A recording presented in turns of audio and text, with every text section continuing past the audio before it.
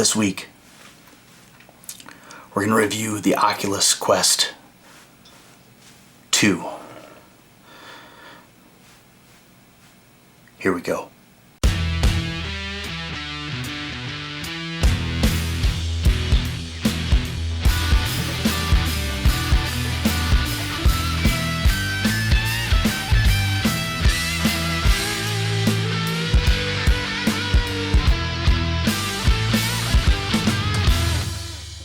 Now, I'm sure you're all wondering why I'm dressed like a Marvel hero in disguise, but look, this thing is a hot commodity in my house. If everyone else knew that I had it, this might be the last time you hear from me.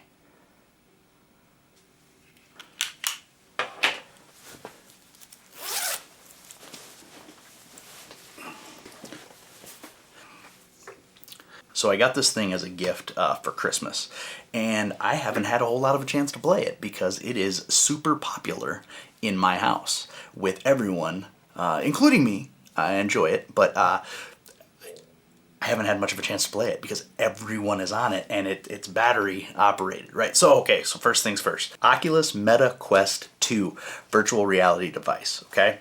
When it comes, it's made by Meta, which is Facebook, obviously, so the devil. And I was in on the meeting when it was discussed. Sure, all right, but it wasn't my idea. But when it comes, it does not come with this sweet headgear. The first thing you're going to want to do if you purchase this device is to take the strap that's on it and throw it directly in the garbage because it is terrible. I hate so much about the things that you choose to be. It's uncomfortable, it gives you a headache, it squeezes your head in all the wrong places. I ordered this guy. This is a Bobo VR head mount on Amazon. I got it for like $50. Now the actual MetaQuest ones, they run anywhere, I think they're around $80, $90, okay? But whatever you pay for this, whether you get it on a sale or not, you might as well add 50 more bucks on it because you are going to want one of these. It's adjustable in the back, right? So it draws it in. It sits actually below the crown of your head. It's pretty amazing. If you see, the adjustment dial here is pretty slick. And you can hear that it's pretty solid. Being an off-brand, third-party device, this thing's pretty sturdy. It's got cushions on the inside, which makes it way more comfortable than the weird little ring cushion they have on the inside that they give you. And if you wear glasses, they do make an extension ring that you can put inside to make it easier to play with your glasses on. Still super uncomfortable. So if you have any way to wear contact lenses or not wear your glasses when you're playing this, that would be great. Also, this Bobo VR guy comes with an extended battery. So that basically turns your battery life on the Oculus 2 to like from roughly 2 hours to closer to a total of 5 to 6. So it's really handy. The one thing I did discover though is this thing does not like to charge in anything other than an in-the-wall charger. I've been trying to charge it in my new computer, USB ports. It will not charge. So you have to charge it. Like right now, it only has, I left it charging for an hour, 2 hours while we took the dogs for a walk. And it still is only on one light. So, but I find if I plug it into the wall in like an iPhone charger or something, it's USB-C charger port. So I find if I plug it into the wall, it charges a lot better. The Oculus itself also charges via USB-C port. This is the port that, what would you call it, peripheral headset edition plugs into so that it can charge with the extended battery. Otherwise, that's how you charge it. The Oculus itself. Why is it cool, do you ask? Well, it's cool because it's cool, right? The amount of reality there is to the virtual reality is pretty top-notch, okay? What I recommend if you do buy it, there's a free download. Basically, it's called First Steps, Meta Oculus First Steps. And it's kind of cool because it drops you into a room with like little cubes, some rockets, ping pong paddles, basically so you can get the feel of how these controllers work to mimic your hands. Now there is also hand identification in beta. I haven't tried it yet. It's only compatible with certain games, but the possibilities of that are pretty cool, because then you could go away from these in some games and it would recognize your hands and your fingers and stuff. So that's kind of neat. These are very easy to use. The only problem with them is I wish that, if you see here, the buttons inside there, okay? Each side has a joystick, like you would have on an Xbox controller, right? The problem is the buttons are on the wrong side of that joystick. Okay, if you were to put the joystick, let me see if I've got an Xbox controller in here. No, I got a PlayStation controller. Here we go. On a PlayStation controller, you see the thumbsticks are in the middle, buttons are on the side. So you can kind of find the buttons by feel pretty easily on this. The problem with the Oculus controllers is it's backwards. The thumbstick is on the outside and the buttons are on the inside, and there's only 2 buttons on each controller, so you kind of have to relearn where everything's at. You've got an A, a B, and an X and a Y, plus 2 thumb toggles, 2 triggers, and then 2, I guess you call them palm triggers. The palm triggers work very good to replicate the rest of your fingers. This will be your index finger, and the Oculus can also sense where your thumb and finger are. So if you're just resting your finger here, it knows not to make a pointer motion. You don't have to squeeze, you just rest it here. Same with the thumb. You can pick your thumb up, give somebody a thumbs up in the game, and it just recognizes it, presumably with the little halos here. I don't really know a whole lot about how the technology works, other than the fact that it's cool. Right now, I have several games for it. My biggest complaint is that the games, in a lot of instances, are very, very short, which can be a problem unless you're paying like $9 for them. So I bought this game called Star Wars Vader Immortal. There's 3 episodes, 1, 2, and 3.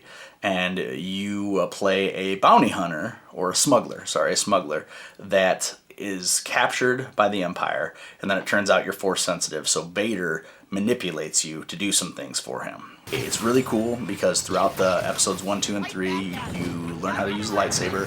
You use the Force, which is actually really cool. I mean, you can grab stormtroopers and just yeet them across the space station, you know, and you can take their blaster and use it and deflect blasters with your lightsaber. It's actually really, really cool. So I really enjoyed that game. Problem was each episode was maybe an hour. I went back through and played episode 3 for this review, and I think I beat it in like 20 minutes. So once you know what you're doing, there's not a ton of replayability for it. There is a lightsaber dojo that you can replay where it's just lightsaber skills and battling robots and stuff. I haven't gotten to any point in the lightsaber dojo where lightsaber. Yeah, I'm a Star Wars fan. I know. Lightsaber dojo where you use the Force at all. That's not to say there aren't parts of it that you do. I haven't experienced it. Another game that I bought that was really cool because my wife and I were on a kick of watching these videos about mountain climbing. There's a game called The Climb. I bought the Climb 2, and you're free climbing. It's pretty freaking cool. I mean, look, it's no secret that I've gained quite a bit of weight in the last year, right? So when I'm playing The Climb, I'm sweating. It's exercise. Like, it feels good. You know, you don't use your feet at all, obviously, but you have to chalk your hands. You can reach for 2-finger grabs and holds, and you have to be careful how your endurance is, or you'll let go. You fall. The scenery is gorgeous. Every once in a while, I just like to hang by one arm and turn and look behind me and just see whatever is, you know, a couple thousand feet down. It's actually a really cool game. I haven't beat it yet. That particular game has a ton of replayability, and I haven't even been through every map yet. So there's a ton of mountains to climb, and there's actually a city map, which doesn't really thrill me a whole lot, but I'll probably try it eventually. I have not played The Climb 1. All the reviews I read said The Climb 2 was awesome. Oh, really cool game that I picked up. It's called Super Hot, and it's a shooter, but with a twist. So Super Hot, the enemies only move when you do, and at the same speed at which you move. So if you stay perfectly still, they stay perfectly still. You start in each room with a set amount of weapons, including the weapons that they have. You can take their weapons, you can punch them with fists. It's actually a really cool game, but it's super stressful. So I can recommend that game because I played and got a lot of playtime out of it. I really did enjoy it.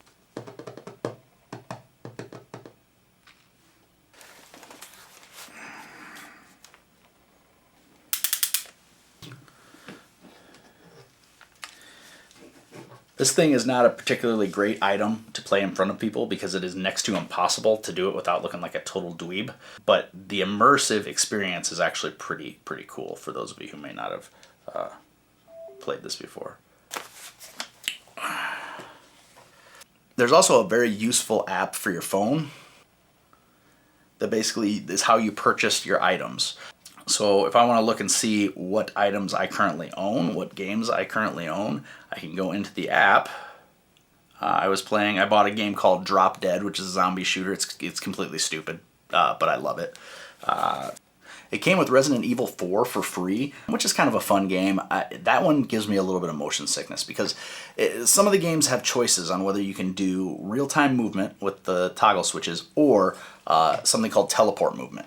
The teleport movement is supposed to help people who get motion sick, but it still makes me motion sick, mostly because the movement does not match what I'm doing in the room, and so I don't particularly like that. It also came with Beat Saber. It's kind of a Guitar Hero-esque game with lightsabers. It's fun enough, I guess. The problem with Beat Saber is the music catalog is not terribly extensive, and I actually had to go in and buy a rock and roll catalog so that it wasn't just strictly EDM music and techno and I didn't really want that. There's also some pretty cool stuff. There's a thing called Wander, which is basically built on Google Maps, but you can go anywhere in the world that Google Maps has gone and get a street view out of your Oculus. That's kind of cool. My wife uses that quite a bit. She also plays a game called The Last Clockwinder, which is a puzzle game. I haven't tried it yet. It's very important that if you do buy the Oculus that you get another battery if you're going to play it a lot, or if you have a family, because if you don't, you're going to suck the battery down way too fast and no one's going to get to play it. I'm not 100% sure if Zuckerberg is stealing my thoughts with this thing. Yes, have some. It seems like it's actually built, the idea is built to be a community, but I have no time for that. I always tell people, you know, I have a lot of buddies that play like Modern Warfare, Call of Duty and stuff, and they're like, hey man, why don't you get Xbox Online? I'm like, I don't play video games to be around people. I play video games when I want to be left alone. So the last thing I'm going to do is get in this thing and get on Facebook and interact in the metaverse with people. I don't like the people on the Facebook generally just interacting by text. The last thing I want to do is actually have to listen to their screeching voices complaining about random things that they're not educated on. So I don't want to do that on here. It doesn't sound fun to me at all. It sounds like, I don't know if you can hear it or not, somebody's playing the keyboard upstairs, which is awesome. As far as I mean, this is obviously not going to fit the whiskey review rating scale, right? So I'm going to say functionality. Okay, functionality, this thing is super easy to use. It's very intuitive. It's a lot of fun. Just for the fun factor alone, I'll give it a 10 out of 10, okay? Because it's pretty freaking cool. You do have to have a rather large space to use it. I think they recommend a minimum of a 6x6 space. So I can't even really use it in my office down here because with the desk and the collectibles and everything, there's just not enough room. You can play either a stationary circle or you can basically draw the room, which would give you more space in general. It does recognize somewhat well when you're around an obstacle. However, I did almost shatter my ceiling fan light the other day. Ready? Throw it!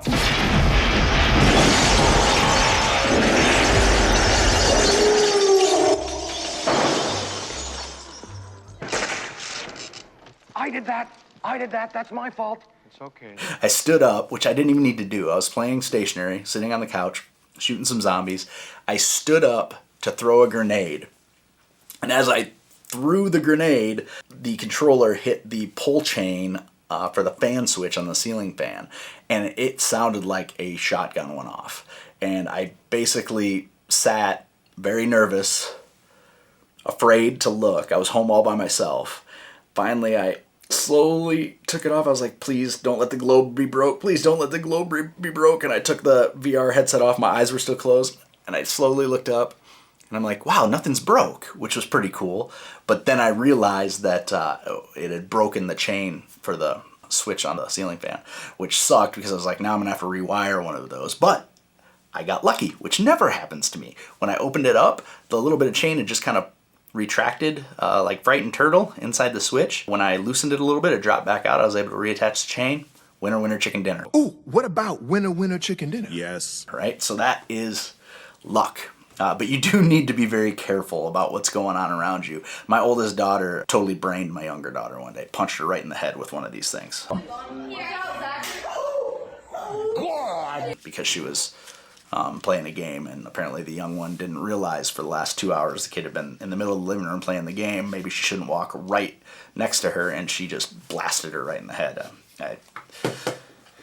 I thought she was gonna. I thought she was gonna be unconscious. She hit her hard. I blasted the dog in the head a couple times because they don't understand. Like I'm standing in the living room, they want to come right up and stand right next to me or sit right next to me. It's like, dude, you got to get the heck out of the way. You're gonna get killed here. So you do have to be really aware. Make sure you have a nice clear area to play. So fun factor, 10 out of 10. Functionality, it works really, really well. Very, very few glitches. Sometimes it will glitch out on you, but nothing that is terribly problematic. Some of the games are ported over from console games or from like PlayStation VR, so you might see a little bit of problem with compatibility, but for the most part, everything that I've experienced is pretty good. Now, for the games, I'll give the games that exist are fun, but I'll have to give the game library a 7 out of 10. I feel like there's so much more potential for how many games they could have and the length of playtime in the games. For example, right now there's an Iron Man game out there that's ported over from PlayStation where you are Iron Man. You fly around and blow things up and do really cool stuff. But the main complaint is that it's like a 3-hour game and you're paying $40 for it, which seems kind of ridiculous if you think about it, especially if there's no replayability for it. So I have to give the game library a 7 out of 10. I have to imagine that it's going to only expand more and more and more. There are some really cool games out there, some really inventive games like Super Hot. There's a game called Pistol Whip that's a shooter game that's kind of got some unique ideas behind it. There's a Walking Dead game called Saints and Sinners that's supposed to be really, really good, and apparently that one has a long playtime on it. So I think I might check that out next. Well, you know, it would be cool. It'd be like a Superman game or a Spider-Man game. Stuff like that would be really, really cool for this.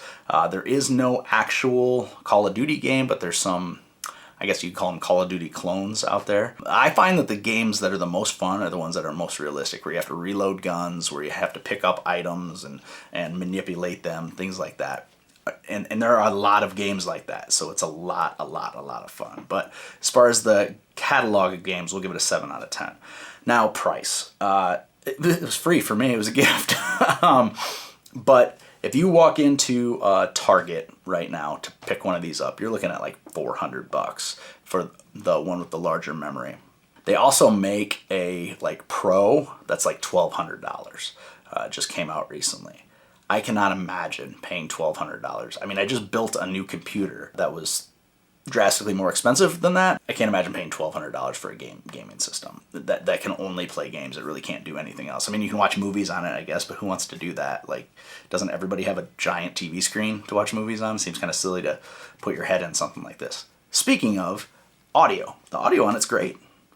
And it's strange because the audio, like, people can hear it outside of what you're doing, but not as well as you can. So it's crazy how immersive the audio is without just blowing everybody's eardrums out in the room. Now, if you want other people to watch you play, so here's the problem there.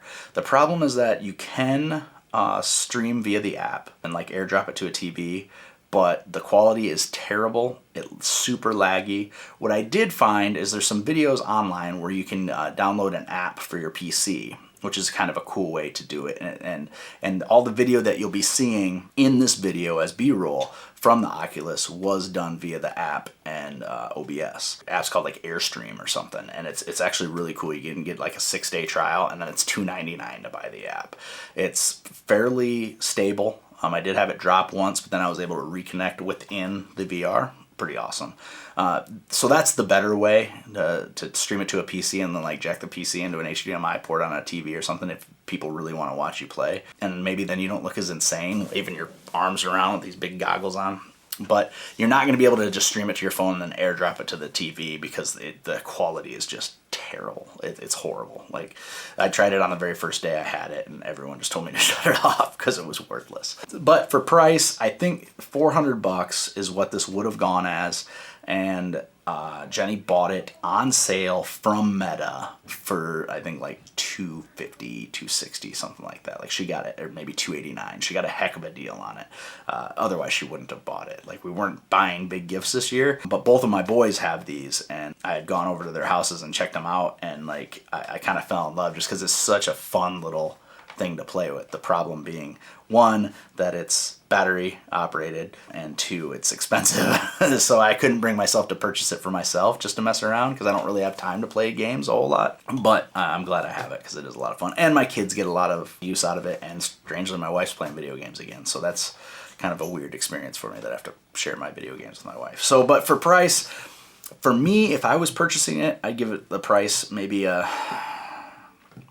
I'd have to go 6 out of 10, because to pay for this, granted it's a completely different experience, but to pay for this, what you would pay for like close to what you'd pay for a PS5 or a Switch or an Xbox, or within $100 is crazy to me, because one, it's not a 4K experience, right? In this particular model, the video is not super smoking sharp in here. You just don't get the same experience you would with a console. Now, granted, with the console you can't manipulate items with your hands, right? So there is a trade-off, but I still wouldn't purchase this at full price for myself. I mean, I'm also never going to buy another console again, because I built a new computer that can do all the things a console can do and more, but still, it to me, it doesn't make a whole lot of sense to pay what they're charging for this. Now I'm thankful, because I love it, but so price, we're giving it a 6 out of 10. So price, 6 out of 10. Game catalog and library, 7 out of 10. Functionality, playability, fun factor, 10 out of 10. I do think it runs very well. As far as glitchiness, it's not terrible. The only problem that you see, sometimes you'll see a problem with when you set up, they call it Guardian, your play area. And sometimes it'll like lose your height. So you'll be walking around in a game and you kind of be like, oh, please, sir, may I have some more? Please, sir, I want some more.